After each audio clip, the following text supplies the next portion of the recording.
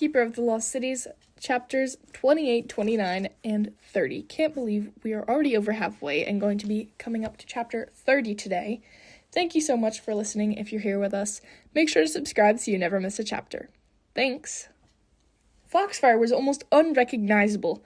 Silver streamers wrapped every tree, every shrub, every tower, like the school had been toilet papered with tinsel. Confetti and flowers covered the floor. The giant bubbles, filled with prizes, floated through the air. Prodigies ignored their parents as they dashed around, popping as many as they could. Grady and Adeline were overwhelmed by the crowd, so they went straight to where they'd meet for their first mentor appointment and left Sophie to celebrate on her own. She'd made her way to the level 4 wing, deciding to drop off Fitz's and Keith's presents before meeting up with her friends. A tiny part in her head had been hoping she'd see Fitz at his locker. But all she found was a long line of level 4 girls, all of whom glared at her as she added her small, teal-wrapped package to his nearly full hat. The glaring turned even uglier as she added a bright green box to Keith's collection. Girls. She kept her head down as she slunk away, hurrying back toward her own wing. Which was how she ended up plowing straight into Sir Tiergan. "Sorry," she exclaimed as he struggled to regain his balance. He'd been moving fast, and they'd crashed pretty hard. She rubbed her forehead where it had slammed into his elbow. "Sophie!" He glanced around, thin lines stretching across his brow. "What are you doing here?" "I just came to drop off some gifts. Why, is everything okay?" He smiled, but it looked forced. "Of course, I just didn't expect to run into you here, especially so literally."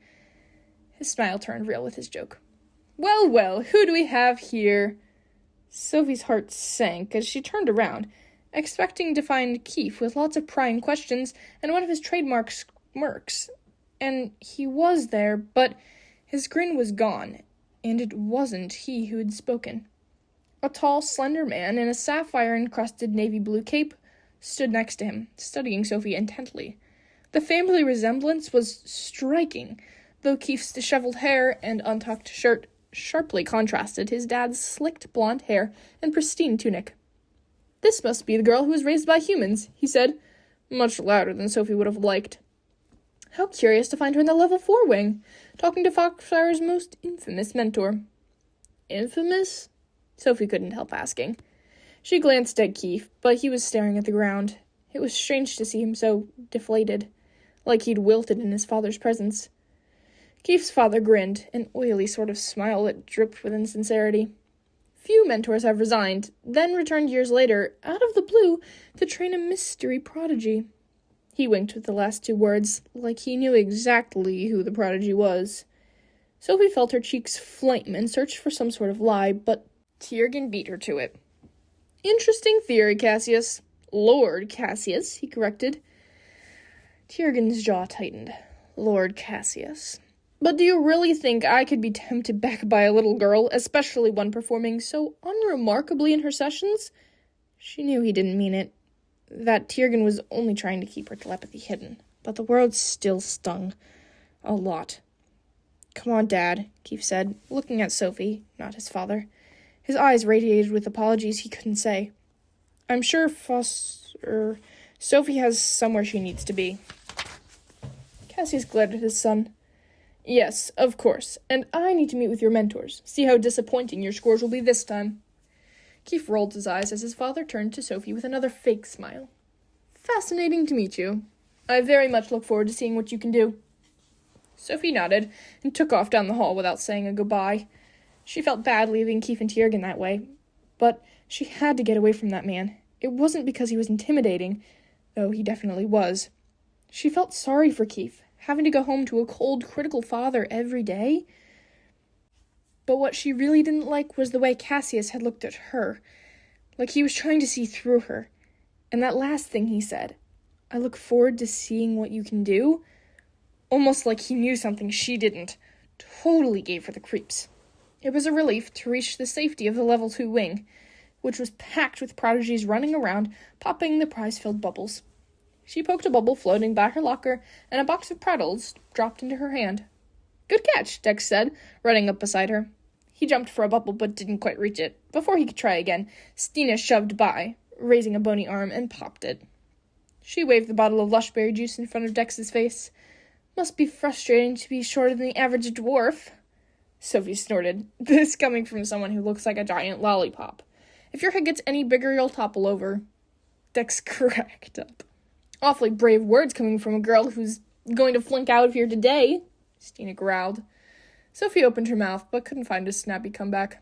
Stina could be right, and Sophie was trying very hard not to think about it, especially after Tiergan's comment. Stina giggled. Enjoy your last day at Foxfire, loser. She bumped Sophie into the wall and stalked away. Don't let her get to you. And if Lady Galvin fails you, I'll organize a protest. And Dex pointed to her thinking cap, which was overflowing with presents. Look how many people care about you. He frowned at his own half-empty cap. Sophie nudged his arm, pulling a package from her satchel. The Disneyland watch she'd been wearing when she moved to the Lost Cities. She figured he'd get a kick out of it, and dropped it in. He grinned, flashing his dimples. I slipped your present in before you got here. His eyes dropped to his feet. I hope you like it. I'll love it. Just let me drop off Bianna's gift, and we'll go to the cafeteria. Ugh, why'd you buy Bianna a present? She's my friend. Yeah, like a month ago you guys hated each other. That was a misunderstanding. Yeah, well, I don't trust her. I don't think you should either. Why would she reach out to you for... Sophie shushed him as Bianna entered the atrium, followed by Maruka. They looked like they were talking, but when Sophie got closer, she realized they were arguing. Bianna bit her lip. Oh, hey, Sophie. Maruka glared at Bianna. Sophie cleared her throat. Sorry, I just wanted to drop this off. She handed Bianna a pink box, a charm bracelet she'd bought her, and turned to leave. Wait! Bianna pulled out a slim purple parcel and handed it to Sophie. You're coming over for dinner tonight, right? Of course, I can't wait. Well, I'll see you later, Sophie said, wondering why Maruka was glaring at her. Then again, so was Dex.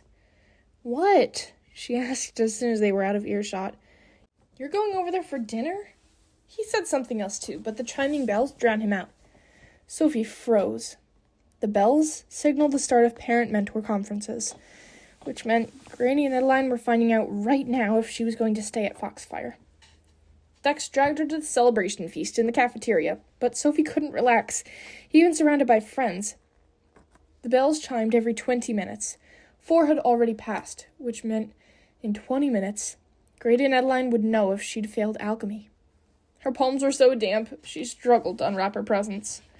What do we have here? Keith asked, snatching the red box from her thinking cap. He was definitely back to his old self without his father around.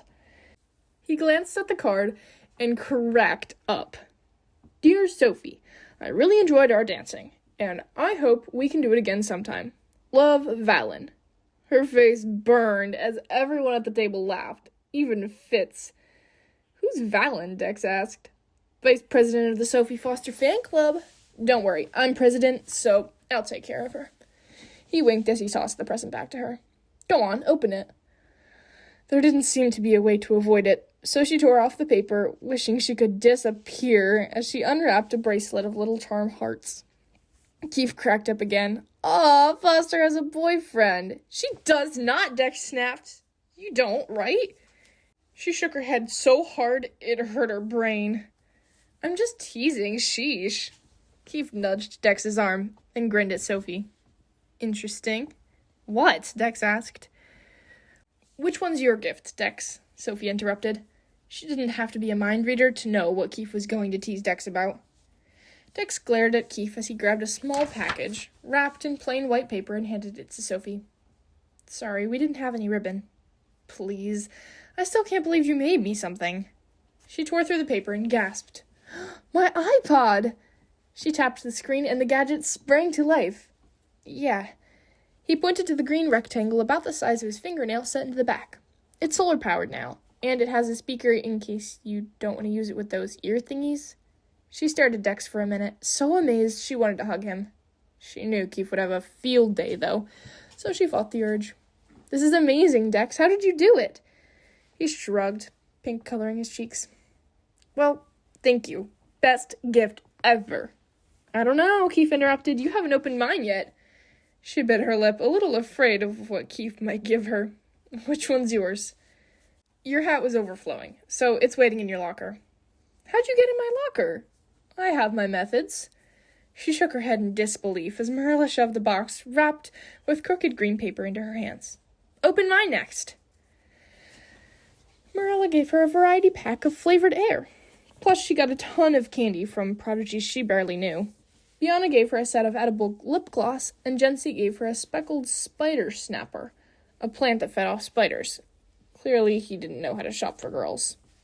The only real disappointment was Fitz's gift. He gave her a riddler, a pen that only writes the words of a riddle until someone writes the correct answer. It was kind of cool, except he also gave one to everyone else. She'd spent forever trying to find him something personal, settling on a miniature Albertosaurus covered in deep violet feathers. She knew it was silly, but it reminded her of the day they'd met, and in the card she'd thanked him for showing her what dinosaurs really looked like. Fitz giving her a fancy pen, especially the same fancy pen he gave everyone else, made it seem like he hadn't thought about her at all. But maybe he hadn't.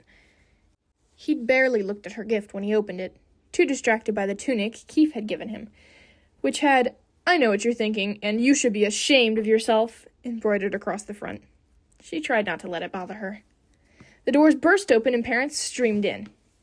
Sophie couldn't breathe as she scanned the faces, desperate to find Grady and Adeline. Dex squeezed her shoulder and told her it would be okay, no matter what. But she barely heard him. She'd found Grady and Adeline, and their faces were unreadable as they searched the room. Not seeing her, she shoved towards them. She was halfway there before she locked eyes with Grady. A huge grin lit up his face. "You passed!" he shouted over the crowd. A hysterical laugh erupted from her lips as she ran the rest of the way to them and threw her arms around them. When her brain caught up, she'd wondered if she'd crossed the line, but their arms wrapped around her, and when she let go, their eyes were misty. "I really passed?" she asked, needing to hear it again. "Even alchemy?" "You got a 79 in your purification. Still room for improvement, but within passing range." She squealed, hugging them again. Grady grinned. "I'm sensing you're happy about this." She laughed so hard tears streamed down her face, but she didn't care. She'd passed. She could stay at Foxfire. Sure, she still had to face Bronte and the council in 5 months about permanent enrollment, but right now she was going to celebrate. She raced back to the table and threw her arms around Dex. "I couldn't have done this without you." His face was a tomato red when she let go, and she couldn't help giggling. Everyone congratulated her, except Keith, who leaned in to whisper, "I told you so," when his dad wasn't looking. All her friends had passed their exams. In fact, it looked like most of the school had. A few parents had to comfort sobbing prodigies, but everyone else was tossing confetti and partying. Unfortunately, that included Stina. Her face twisted into a sneer when she noticed Sophie celebrating. Then she rolled her eyes and stomped away. Sophie giggled. She wanted to stay for the party, but she could tell Grady and Adeline were getting a little overwhelmed. So she ran back to the atrium to pick up Keith's gift, so she would be ready to go home. Inside her locker, she found a giant box of mood candy, a small black cube, and a note. "For the mysterious Miss F. If you don't relax, this candy will always taste bitter. So snap out of it, and try to stay out of detention. K." The candy tasted like sugar plums, and inside the black cube she found a round silver pendant with a cobalt blue crystal in the center. The candy turned sour. Since when did Keith give her jewelry? He didn't like her. She wouldn't finish that thought. There was no way a guy like Keith could ever. Why was she thinking about this? Marilla's boy craziness must be rubbing off on her. It was just a necklace. He probably gave them to all the girls. She didn't know what to do with it, so she shoved the pendant in the back of her locker and was glad she didn't see Keith before she left. She needed to figure out how to thank him for such a strange present. Thankfully, Keith didn't bring it up at dinner that night. He was more interested in teasing her about Valen, or teasing Fitz about all the girls who had given him crush cuffs, a wristband embroidered with their names, hoping he'd wear it and show the whole school he liked them. Sophie couldn't decide which was more annoying. Halfway through the feast of epic proportions, a dark-haired guy rushed into the room and sank into an empty chair. He was a vanisher, blinking in and out of sight with every step. "Sorry I'm late, Mom," he said as Della brought him a platter of food. "I got held up at customs." Mom? Fitz and Bianca had an older brother? How did she not know that? Same wavy hair, same square jaw, but he had Della's pale eyes. He was also ridiculously good-looking, but he clearly worked hard to look good. Every hair was gelled to perfection, and he was built like he went to the gym twice a day, and his ornate cape was immaculate. Not as over-the-top as Lady Galvin, but headed in that direction. "Ah, you must be the famous Sophie Foster," he said, smiling at her. "I'm Alvar." She ignored Keith as he snickered the word famous. "I didn't realize there was another brother. I see my family talks about me a lot.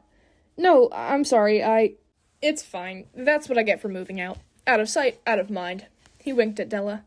"I guess I need to stop by for dinner more often."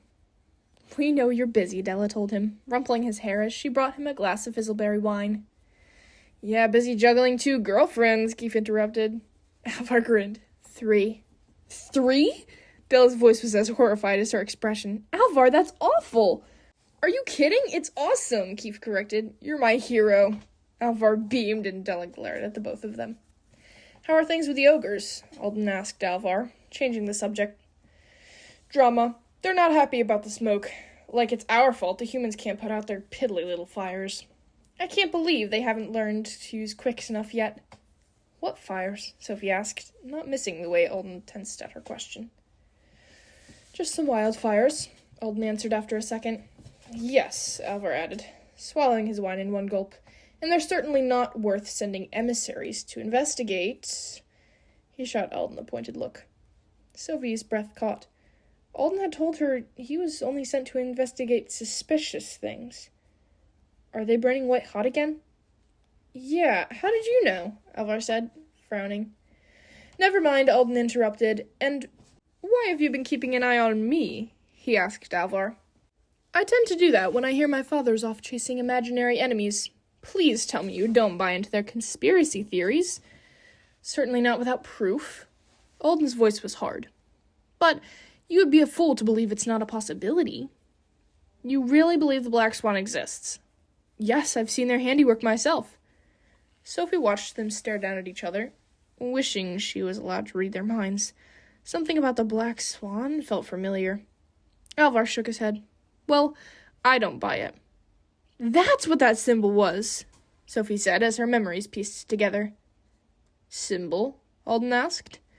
Sophie flushed as she realized she had everyone's undivided attention.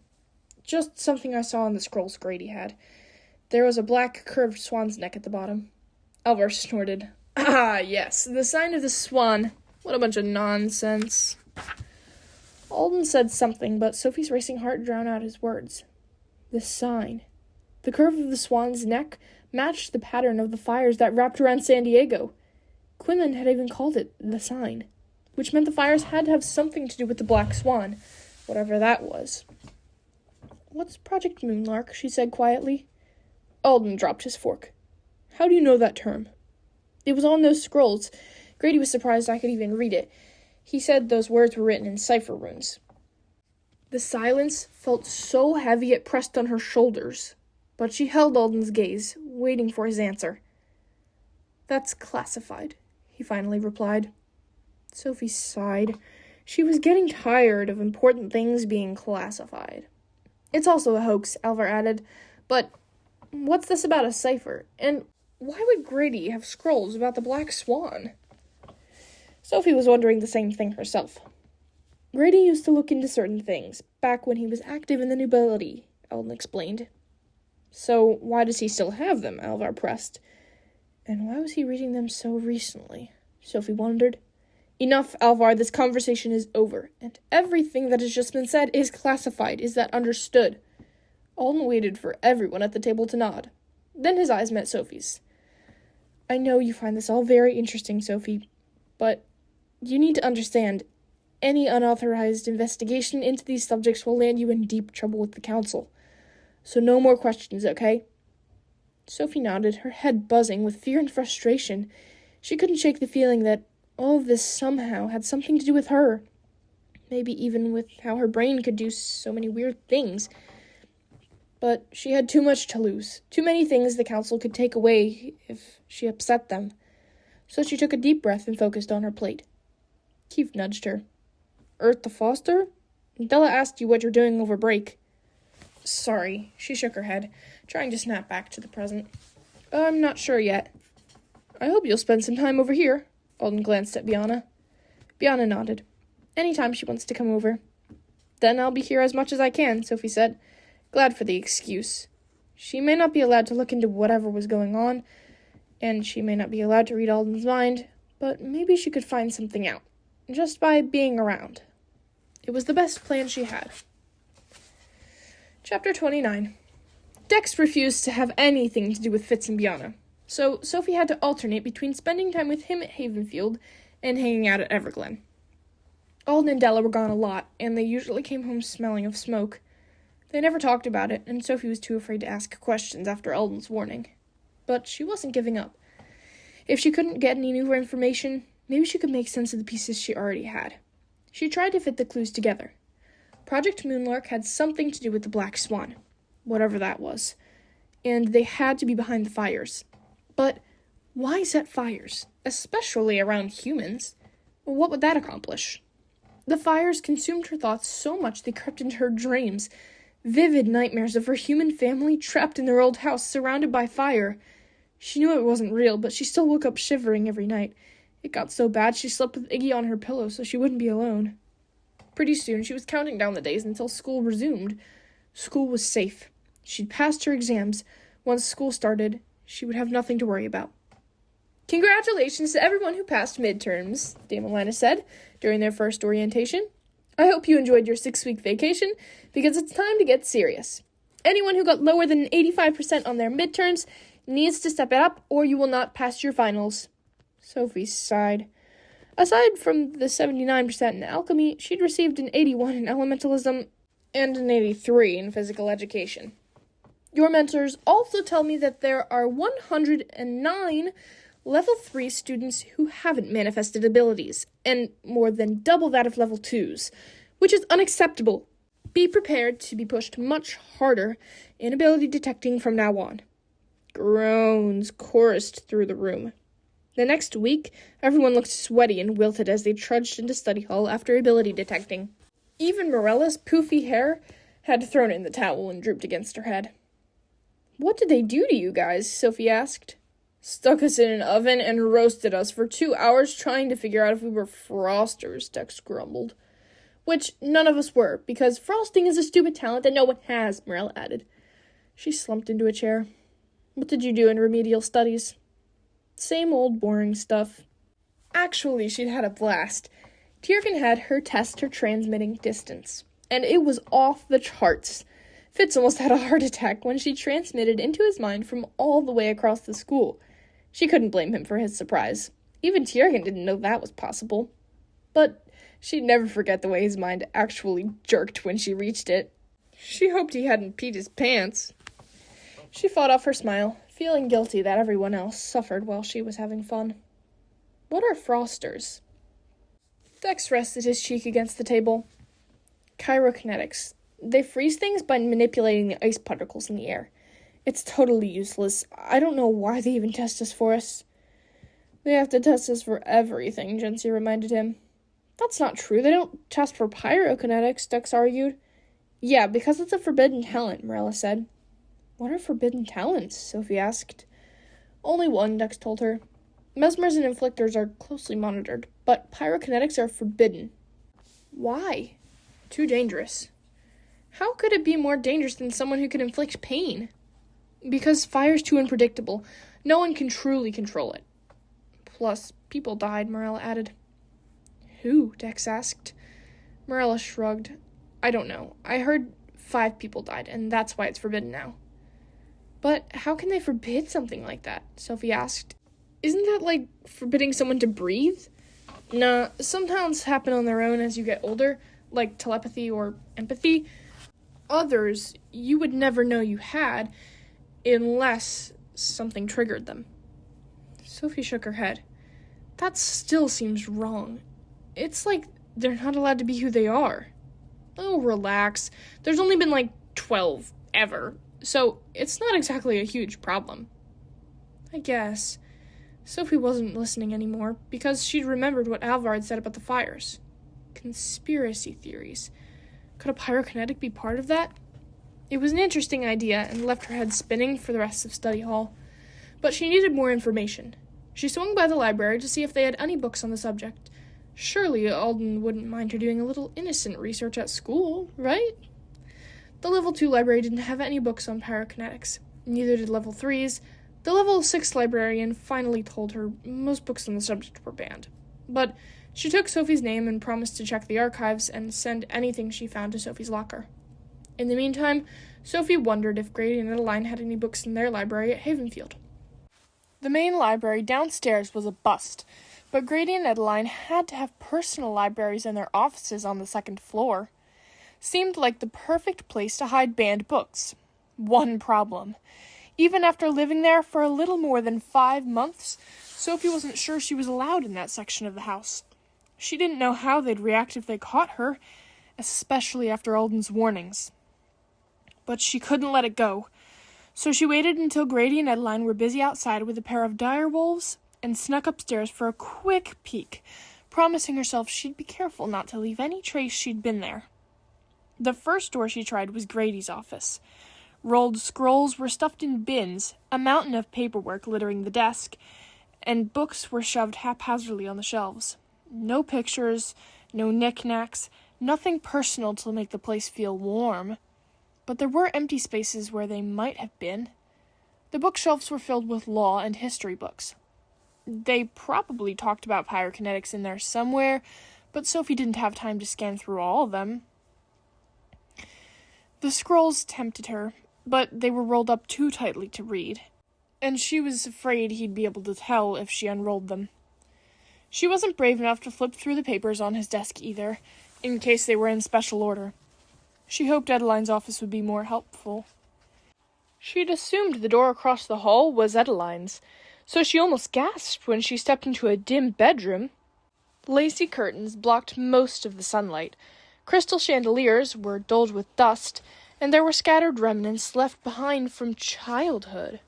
Stuffed unicorns, prattles pins strung on lanyards, dolls, books. On the shelf was a framed photo of a beautiful girl, Jolie. Her blonde hair hung in soft curls to her waist, and she had Adeline's turquoise eyes and Grady's striking bone structure. She wore a white level 6 uniform in the photo, so she was probably 16 when it was taken. Next to it was another picture.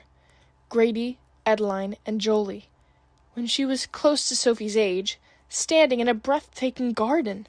It was the old them, happy, wearing the capes of the nobility, before their lives were struck by tragedy. Sophie could spend the whole day drinking in the glimpse of who they used to be, but she knew this was the worst place they could find her. So she peeled her eyes away and left. The last room had obviously been Adeline's office, but it had turned into the place where leftover junk went to die. Stacks of locked trunks littered the floor, covered with piles of folded linens, unopened presents, and random objects she couldn't identify. A huge bin of unopened letters blocked most of the doorway, so Sophie couldn't get inside, which was fine. The bookshelves were full of thick, dusty volumes, and anything she disturbed would be too obvious. She'd have to figure out another way to find books on pyrokinetics. Maybe Biana would let her look through the library at Everglen, but she'd have to come up with a good excuse in case Alden found them in there. She was on murky ground, but she was close to something. She could feel it. Her mind wouldn't let her drop it until she figured out what it was. Chapter 30. Sophie gagged as she licked open her locker. Elwyn's choice again, she whined to Dex. In the 3 weeks since midterms, they'd already suffered through burned hair and sweaty feet flavors. Elwyn was on a roll. Dex plugged his nose as he licked his panel, but he still winced. Oh, that is exactly how I'd imagine a fart would taste. Sophie giggled and grabbed a small scroll waiting at the top of her shelf. A special assignment from the Universe Mentors. Each list had 6 stars that fit some sort of pattern, and each prodigy was supposed to bottle a sample of the starlight from each. Figure out what the pattern was, and choose a 7th star that would fit in the others. She and Dex had plans to work together that night. Dex took her to Moonglade, a wide, round meadow filled with thousands of fireflies flickering in the darkness. Everyone else goes to Siren Rock, Dex explained as he set up the stellaroscope, which looked like a bent, upside-down spyglass. But it's so crowded it's hard to find a space to work. Plus, the view's better here. He pointed to the sky where billions of stars sparkled through the inky black, then handed her a thick wad of star maps. Finding stars takes forever, so let's tag team it. First star on my list is Amaranthus. Sophie stared at the stars, following trails she'd already memorized. It's right there. Fourth star to the left of Lambentine. Dex's jaw dropped. How did you do that? Photographic memory, remember? I know, but the stars? She nodded smugly. Wow. Well, awesome. He stuffed the maps into his bag and attached a small glass bottle to the spout at the wider end of the stellaroscope. Want to go first? She took the scope from him and held it up to her eyes. How does this work? It's easy. You find the star and use the knobs to isolate it. He came up behind her and used one arm to level the scope. His other arm wrapped around her and his hand slid her fingers down to the cluster of dials. Sorry, is this okay? He asked as she stiffened. Sure.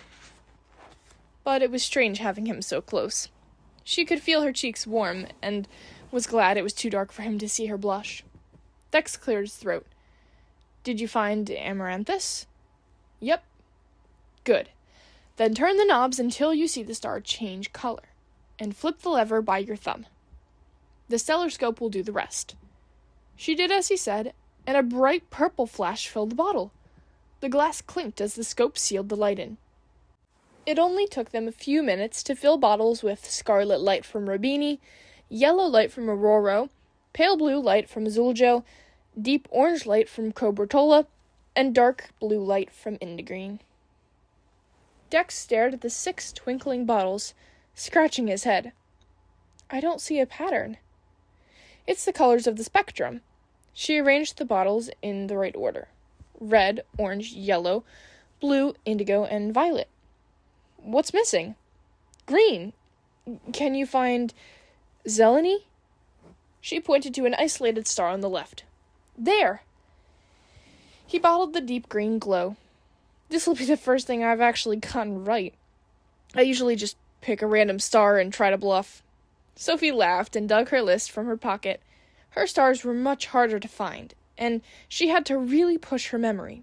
But eventually, she had bottles of silver, gold, black, white, copper, and green light.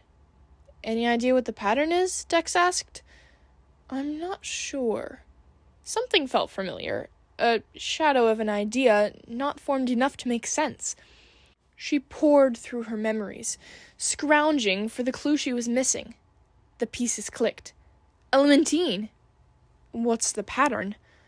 I don't know, but I know Elementine is right. She grabbed the stellaroscope. Are you sure? I've never heard of that before. I think I would know better than you. Besides, why would I make that up? Good point. She followed strange trails through the stars, and as the minutes ticked by, I know it's there. She focused on the dark space and fiddled with the dials. I don't see anything, Dex told her.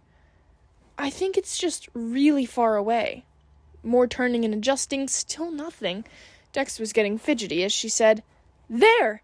And flipped the latch. The stellaroscope hummed and turned white hot. Sophie yelped, dropping the scope. What happened? Ow! Ow! Ow! She waved her hand, trying to cool the burning, but the pain made her eyes water. Let me see. Dex took the jar of moonlight from his bag and grabbed her wrist, shining the light on them. Whoa! Are you okay? She wanted to be brave, but her eyes teared when she saw the purple welts on her palms. What should I do? Dex asked, sounding frantic. She tried to think through the pain. She could go home, but she wasn't sure how Grady and Adeline could help. What she really needed was a doctor. Her face fell as she realized what she had to do. Can you get my imparter from my satchel? She'd been carrying it with her ever since the cheating disaster. Dex dug through her bag until he found a silver-purple square. Who are we calling? She sighed. Elwyn. Thank you so much for listening to these next 3 chapters. I very much look forward to 31 through 33 with you guys. See you soon. Bye.